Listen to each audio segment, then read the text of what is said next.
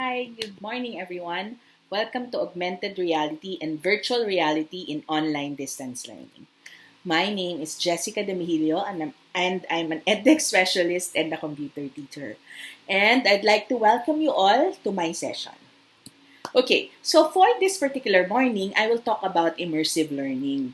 When we say immersive learning, we mean it allows learners to become fully involved in an interactive and digital environment.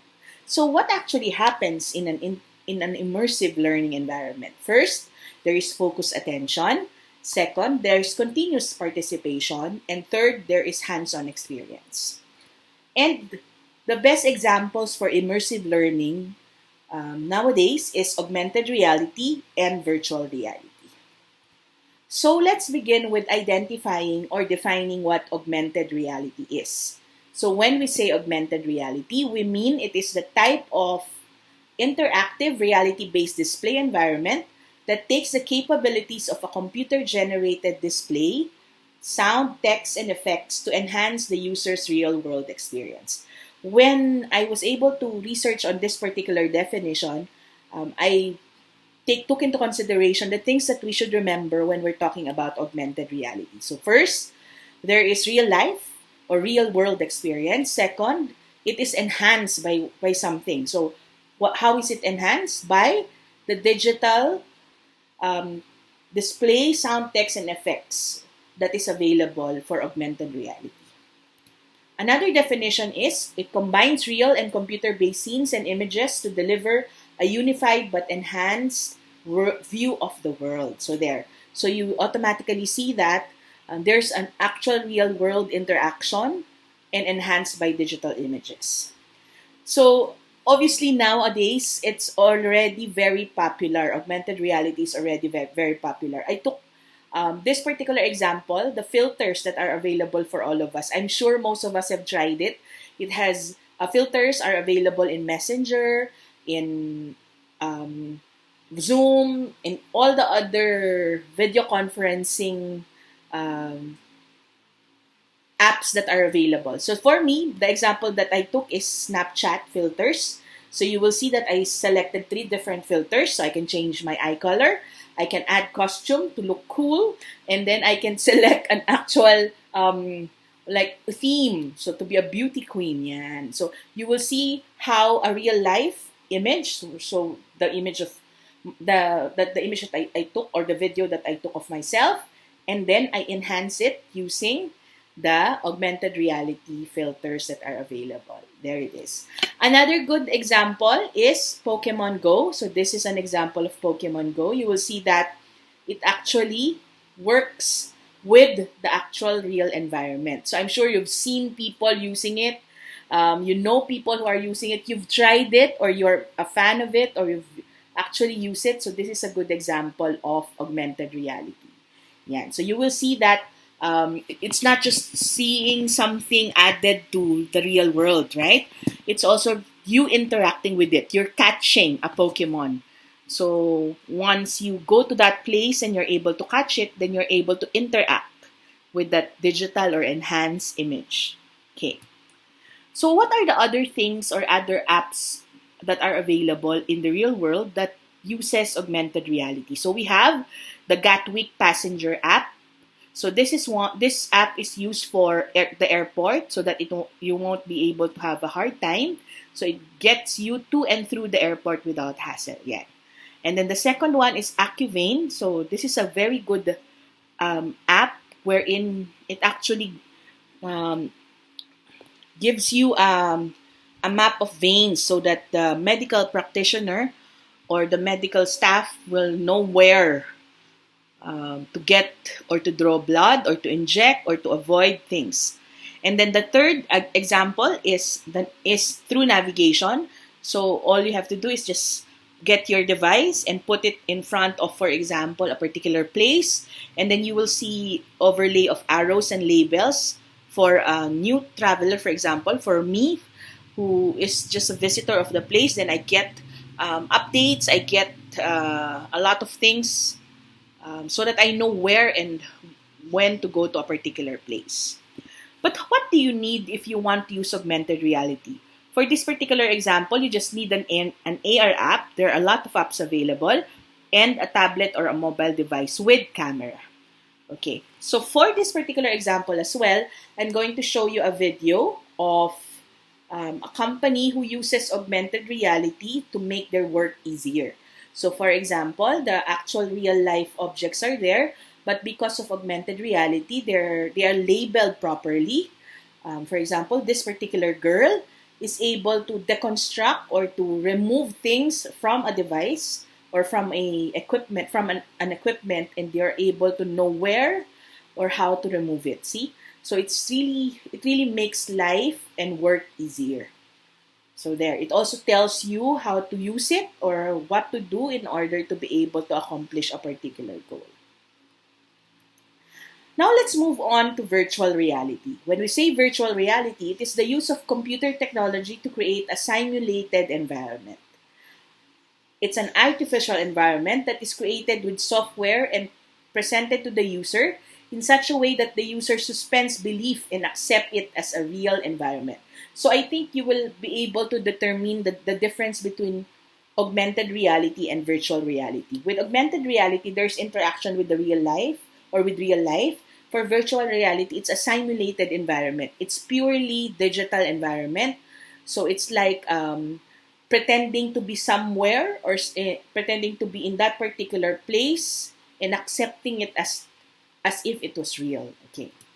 So virtual reality transports the person virtually anywhere. It is fully immersive, computer simulated environment that gives the user the feeling of being in that particular environment.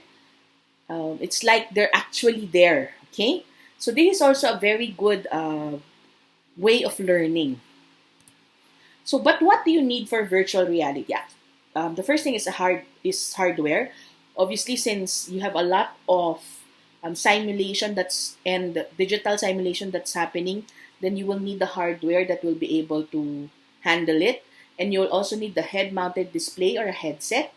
Sometimes it's combined with the actual other peripherals that you can add to make you feel more like to make the experience more realistic. So it uses stereoscopic display to make what you see 3D and give depth, like how our eyes see, because that's the only way you can simulate reality, right? And there's also sensory simulation like sound and tactile feedback for touching. So for example, if you're going to touch something and it feels like it's moving, then that particular device will also move with you so that you can actually feel it moving there. So I've also took the liberty to search for the VR hardware components that are available in the market. So it ranges from as cheap as 185 to as expensive as 55,000, and I'm sure there are more expensive VR sets that are available. Okay, so to give you an example of how it feels like or how it is to have virtual reality, so there are two examples here. The first one is from IKEA, and it actually shows you a virtual kitchen. So since IKEA is a store that sells actual products, so for this particular example, what the user or what the possible buyer will experience is how to use this product or how does it feel to have this product. So you're able to see the products, you're able to try it out, so you're able to also experience what's going to happen, for example, if you're in that particular kitchen, in that particular environment, without being actually there.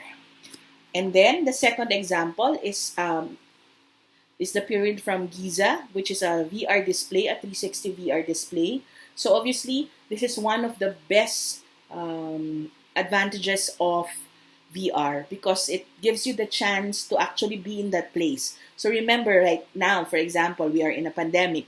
It won't be easy to go from one place to another. It won't be as safe as it is if we are in our own homes, but still experiencing how it is to be in that area.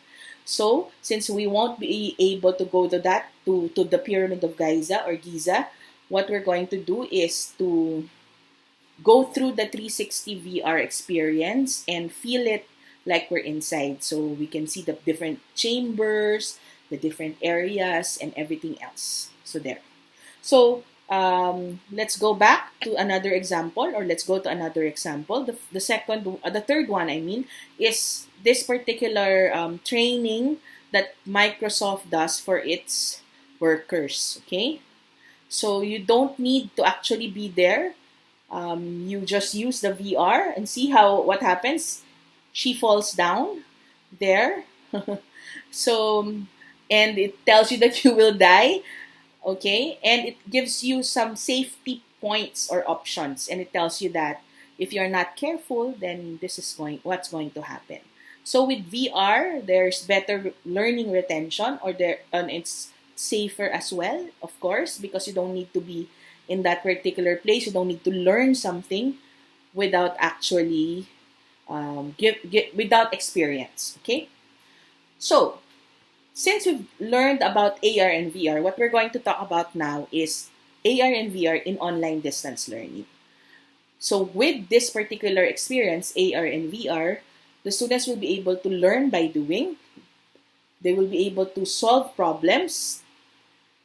Learning is inclusive, meaning regardless of what you need, who you are, um, what are the things that you want to learn, that this particular option is given to you. And the fourth one is self-learning, wherein you're given the responsibility to learn things on your own, or to be able to select what you want to learn more. So there. So it allows students with learning or physical challenges to participate more fully in educational experience. That's another good example. As I've mentioned a while ago, you also discover more about yourselves, or the students discover more about themselves. Number three, they learn by doing rather than by passive reading only without engagement or interaction. And the fourth one is the enhanced student learning and engagement. Okay, so what I'm going to do now is to share with you some examples of the things that you can do in online distance learning. The first one is the virtual field trips. So the virtual field trips transport students to far away or even inaccessible parts of the world. So just by imagining this, you already know how effective this particular example is. So an example of a virtual field trip are the 360 videos. So you learn a topic by living it. You create empathy among students because you develop more engaged world citizens, because they're able to interact with different kinds of culture, people, and experiences. They become more sensitive to and aware of other cultures, and they get up close and personal with other parts of the world. So there. So the first example that I will show you is this particular museum. It's the National Museum of Korea. So they have created a virtual reality experience for anyone in the world to be able to see the exhibits that are available in their museum. So you can already imagine what things your students can learn and do given this particular example. So for example, a good lesson would be you ask your students to talk about the exhibits that are found inside the museum. They can select which exhibits they want to work with, and then they can talk about it. So they don't just see the exhibits, but they experience the exhibits. They can see it in actuality. They can also be able to maybe narrate what that particular exhibit is all about. There. The next example is the Forbidden City 360 view.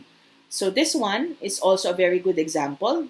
I can already imagine how many years will need to pass by before we can really go to China and experience this one. So we don't need to wait long.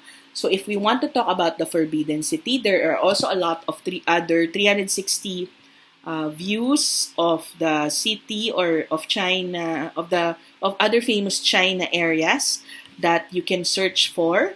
All you have to do is go and research for this particular example. So, what activity can you do for this particular 360 view? So, you can talk about architecture, you can talk about how the areas look like before, what could have happened in this particular era, what are the important events that could happen. So, this is a very good activity as well. So, as I've mentioned a while ago in the first example, National Museum, you can have a narration, or you can let your students narrate maybe a story if you are an English or a language teacher, or if you want to talk about the history, the rich history of this particular area. And of course, another good example is our own National Museum. We actually have a 360 virtual reality view of our National Museum. So it's also available online, and what you can do similar to the National Museum of Korea exhibit, you can also ask the students to go over the exhibits, maybe select one as well, or you can maybe ask them to create a story or do something about a particular area in this particular example. So you will see here that there are a lot of exhibits that are showcased, and the students just need to go through them so that they'll understand more and get to know more of our rich history there.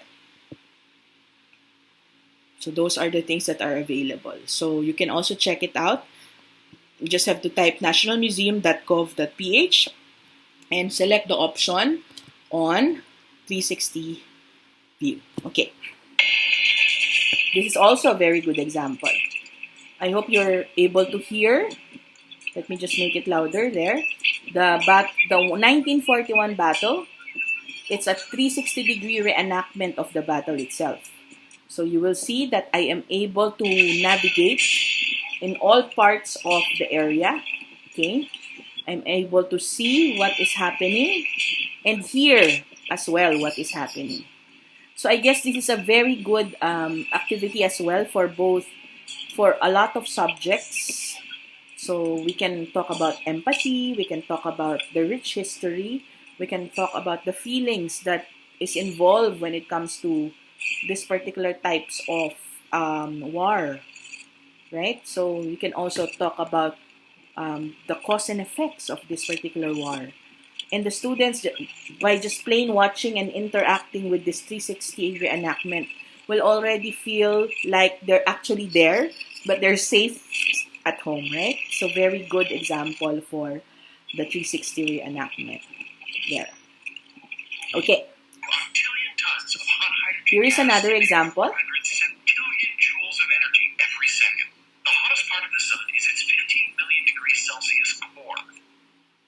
So it's also a 360 tour of the solar system. Despite that, it's only considered a middle-aged star. Now let's check out the closest planet to our sun, Mercury.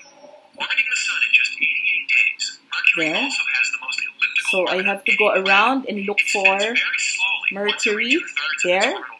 So it's like I'm in the solar system and I'm learning about it. It still has water ice and permanently shadowed craters near its poles, where the temperatures stay below -170 degrees Celsius. So it's really a nice feeling to actually see the 360 view of the solar system, right? How authentic would that be, right? It's hot enough to melt lead. Its air is almost entirely composed of carbon dioxide with a thin layer of sulfuric acid clouds. So for this example, you can also give the chance for the students to learn about the solar system and talk about the things that were mentioned here.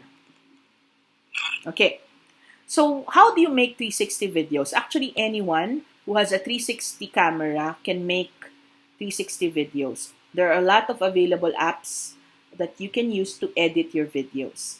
I think there was a time where most of my friends would have these 360 videos and would enjoy taking photos or videos of us while we are together. So this is also a good opportunity for anyone who has these videos to try it out and to make something educational out of it. Okay, what other things can you do with virtual reality? You can learn a new language. So there is full immersion. You are able to listen and to speak the language.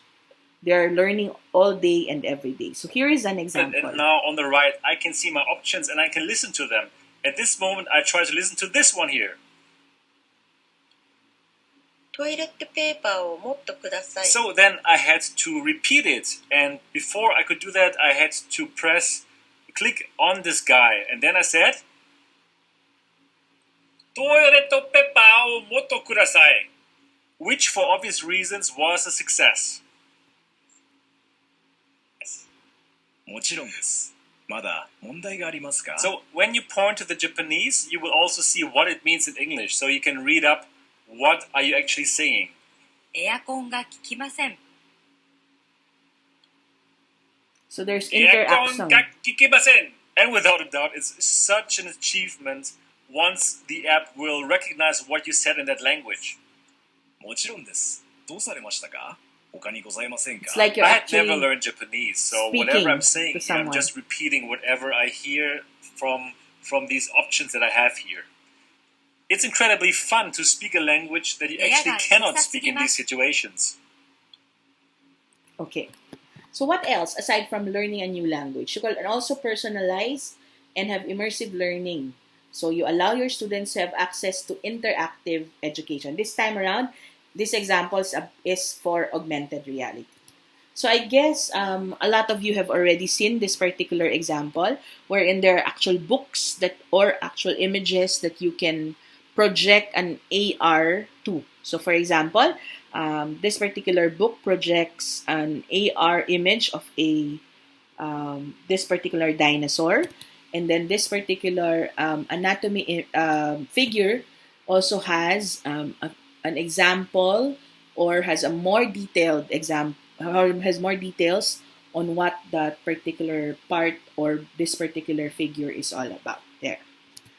So to give you an actual example, so this is an app and a worksheet. It's the human body, and you're able to select different kinds of systems for this particular body. And once you select that system, you're given like a more realistic look of how the body looks like, and you select that system. So you can see the nerves there.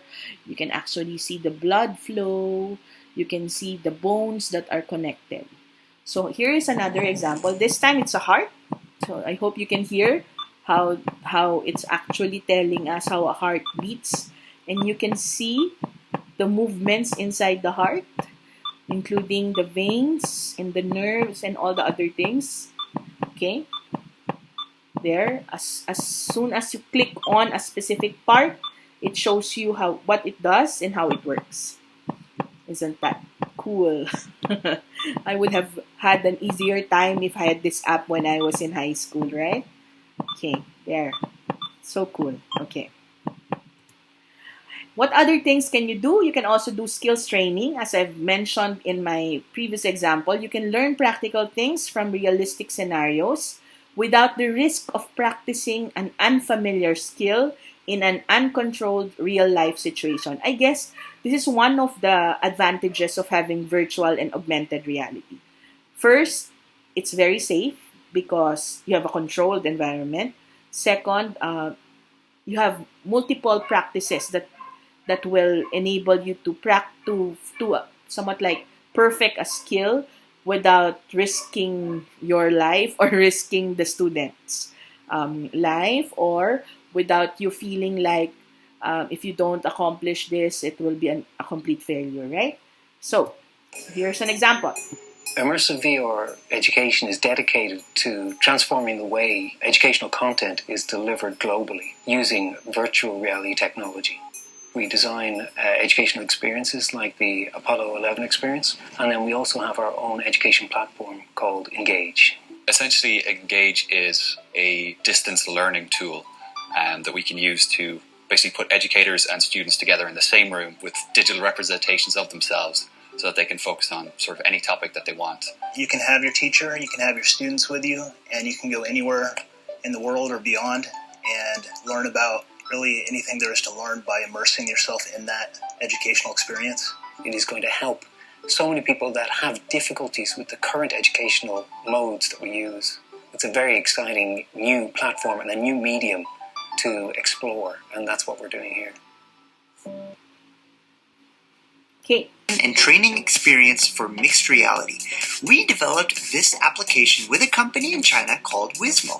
See, each year, millions of technicians all over the world train for their jobs. When involving heavy machinery or complex vehicles, this training can often be complex, time-consuming, and even downright dangerous. But I'm excited to announce that hands-on training has now entered the holographic age. That's right, with a training module like this sweeping truck experience, technicians can now participate in a single or multi-user experience and see in full 3D how to repair and maintain even the most complex parts of a sweeping truck. So it's really nice to imagine what could and can happen once we actually involve ourselves with augmented and virtual reality. So now let's move on to one of my favorite AR VR teachers. He's Paul Hamilton. He's so nice. And what I'm going to show you is one of the videos that he created about augmented reality and how it is used in the classroom. So if you want to follow him, you just go to YouTube and look for Paul Hamilton. So his top 5 AR examples. For number 5, so this is analysis and strategy and gameplay using physical education. So you're going to ask your students to actually make a strategy in order to win a game. So for example, that's a good example as well. For number 4 is digital storytelling for literacy or language subjects. So it's like a real life, a story that comes to life once you use augmented reality. So it's really nice. So number 3, this is for social studies and pastoral care. So maybe a discussion. How does it feel like, for example, for a child to be caged while doing something? And then the next example is demonstrating knowledge and understanding for science and history. For example, maybe a cycle of what happens, life cycle, the rain cycle, and all the other cycles that are available. Okay. So yes, they're able to demonstrate what they learned about it, maybe an application. This one is a retelling of a historical event. For example, you ask your students to draw something there.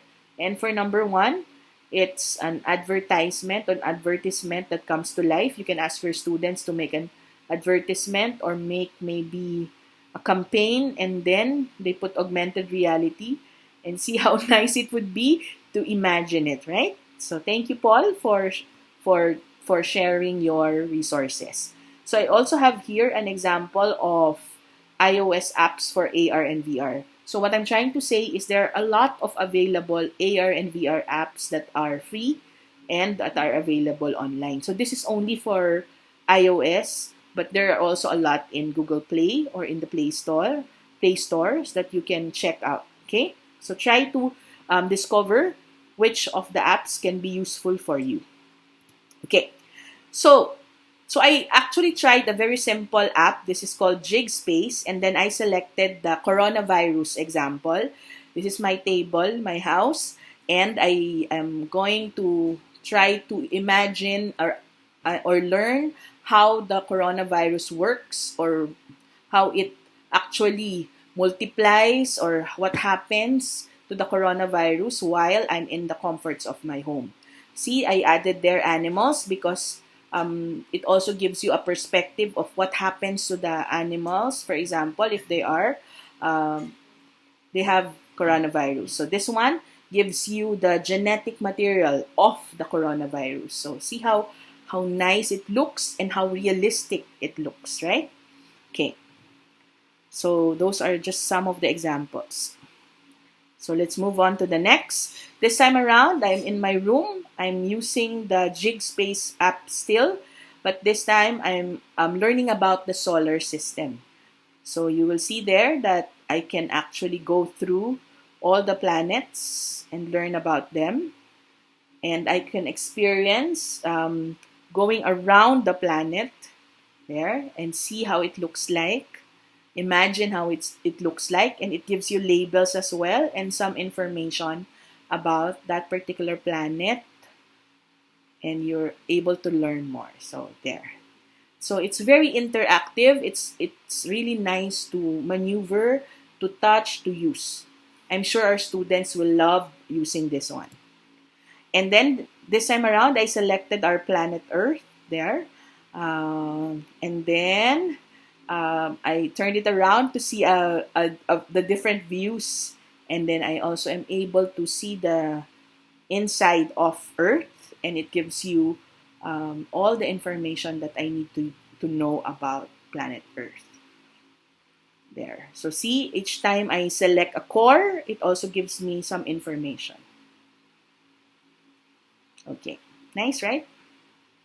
And exciting as well. Okay, this time around, I selected a battle. So this can be used for history as well. So it gives you like a map, a walkthrough, and then it somewhat tells you what happened to that particular area or that particular era or time there. So you can see that this is what happened, and I am able to see that there's movement, there's something happened, and what happened would be described in the information also below there. So it's like watching a movie, but a more cool movie that there's interaction between the user and the actual app there. Cool, right? So imagine what other activities you can do for your students, with your students, about AR and VR. Okay, so I guess to end it all, as I've mentioned, I'm Jessica Demegillo. What you need to remember is there are a lot of available AR and VR reality apps that you can use, you can explore, you can try out. They're very easy to use. At first, it is somewhat intimidating, but once you get a hang of it, once you try it out, I'm sure you will say that it's really easy to use and it's not as challenging as you imagined. And what it needs is your actual imagination, the actual creativity of the teacher to develop the learning experience of the students.